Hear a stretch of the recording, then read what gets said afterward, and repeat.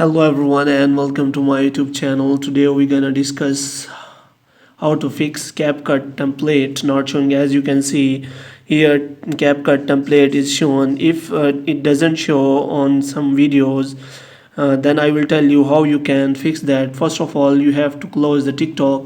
After that, you have to open App Store and you have to search for TikTok and you have to check whether TikTok app has an updated version on your device or not. So you have to click on TikTok. After that, you have to check whether it is an updated version or not. As you can see, it is an updated version, so you don't have to update.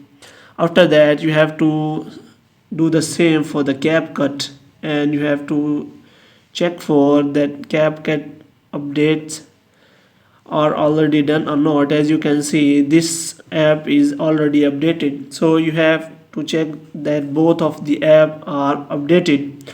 After that, you have to open the CapCut. After editing the video, what you have to check is you have to click on share to TikTok, which means when you edit your video on TikTok, you have to make sure that you are sharing video on TikTok by simply click on share to TikTok. In this way, that CapCut template will be shown on your video.